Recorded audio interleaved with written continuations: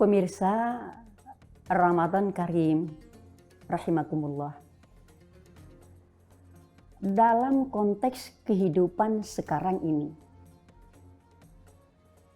bagaimana kita bisa membangun diri menjadi seorang ibu idola dan sekaligus menjadi ibu teladan? Ada konsep yang disebutkan di dalam Al-Quran, surat Al-Baqarah ayat 144. Maka seorang ibu yang hendak dijadikan, yang ingin menjadikan dirinya idola dan teladan, tentu yang pertama harus diperhatikan adalah satu kata dengan perbuatan. Allah mengatakan, "Atamuruna an-nasa bil birri wa tansawna anfusakum wa antum tatlunal kitab afala taqilun." Bagaimana mungkin kamu bisa menyuruh orang berbuat baik jika kau sendiri melupakan dirimu? Wa antum tatlunal kitab, kamu membaca kitab, kamu tahu tentang itu. Pada ayat yang lain, di dalam surat As-Saff ayat 3, Allah mengatakan, "Kabura maqtan indallahi an taqulu ma la taf'alun." Amat besar kebencian Allah kepada orang yang hanya bisa berkata tetapi tidak mampu melakukan. Jadi fenomena yang kita lihat di dalam kehidupan sehari-hari, masih ada ibu-ibu kita yang jauh dari apa yang diharapkan. Di satu sisi ingin menjadikan dirinya idola, tetapi di satu sisi dia lupa.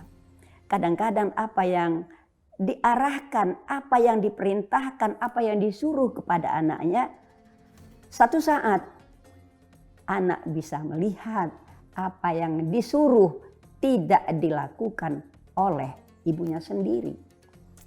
Contoh, maaf ibu-ibu sekalian, seorang ibu ketika pagi-pagi menyisiri anaknya yang masih SD kelas 1 ketika hendak pergi sekolah. Si ibu mengatakan kepada anaknya, "Nak, kalau keramas tuh jangan pagi-pagi. Keramasnya sore aja. Supaya apa? Kerah bajunya tidak basah." Nah, tapi si ibu lupa. Pada satu saat pagi-pagi si anak melihat rambut ibunya basah. Nah, di saat itu si anak akan komplain. Mama nyuruh supaya keramasnya sore, tak boleh pagi-pagi. Itu sih, mama kok rambutnya basah pagi-pagi. Ini suatu hal yang perlu ya dicermati oleh para ibu. Nah, kemudian di satu sisi di sholat maghrib, orang sholat berjamaah tapi si ibu tidak ikut. Bahkan si ibu dengan alasan sedang berhalangan, si ibunya nonton TV. Ya. Maka perlakuan yang seperti ini nih, ya tidak akan bisa menjadi teladan, menjadi idola bagi seorang anak. Itu satu, ya, sesuai kata dengan perbuatan. Kemudian biasalah berbicara jujur. Sekali ibu kedapatan bohong, selamanya ibu akan sulit untuk dipercayai oleh anak-anaknya. Ini yang harus dijaga. Iyyakum wasidqi. Pelihara kejujuran. Pelihara bicara yang benar. Jangan bohong terhadap anak. Karena apa? Anak adalah manusia yang bersih dan suci. Jangan kita kotori dengan segala sesuatu macam-macam yang membuat tercoreng pada dirinya. Kemudian apalagi yang harus dibuat oleh ibu? Si ibu hendaklah siap untuk menjawab pertanyaan anak-anaknya dengan pantas dan logis. Allah memberikan panduan kepada kita. Ketika berbicara dengan anak, hendaklah berbicara dengan tepat sikonnya, momennya, dan situasinya. Quran ada mengatakan berbicara dengan qaulan layyina, bicara yang lembut. Ada qaulan ma'rufa, ada qaulan sadida, ada qaulan baligha, dan lain-lain. Selanjutnya, biasakan menghargai seorang anak apabila sudah biasa atau bisa dia diajak untuk bermusyawarah. Jangan ibu mengandalkan karena usia lebih tua daripada anak. Karena apa? Saat sekarang ini anak-anak kita jauh kadang-kadang lebih pintar berbicara, lebih banyak ilmunya dari kita sendiri.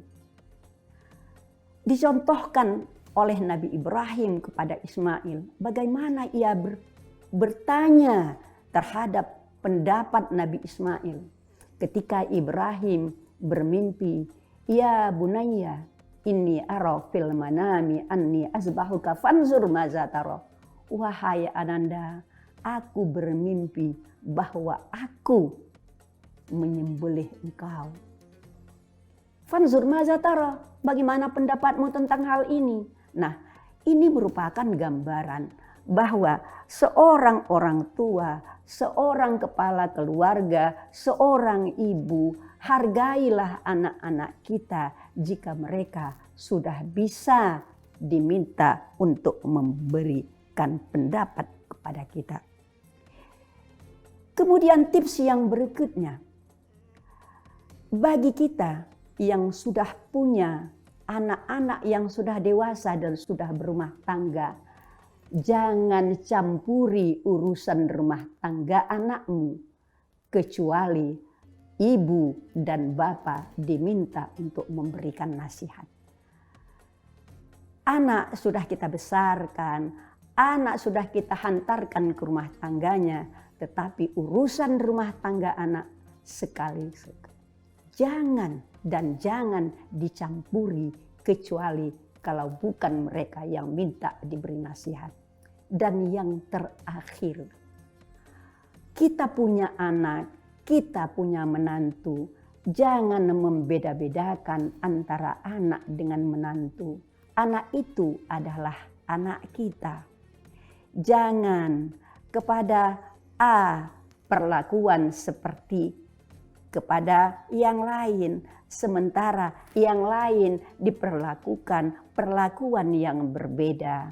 Karena itu, anak menantu adalah anak kita semua. Lakukanlah mereka apa adanya. Sekali lagi, hargai menantu, hormati menantu sebagai anak kandung kita sendiri. Terima kasih atas perhatian kita semua. Mudah-mudahan ada manfaatnya. Ilal liqa ma'as salamah wal afu minkum. Nasru minallah wa fathu qarib wa basyiril mu'minin. Wassalamualaikum warahmatullahi wabarakatuh.